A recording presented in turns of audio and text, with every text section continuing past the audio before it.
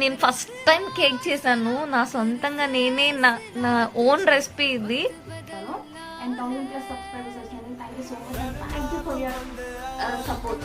మీ support లేదు నేను ఇంత పక్కన కదా ఎలా ఉందో టేస్ట్ తిని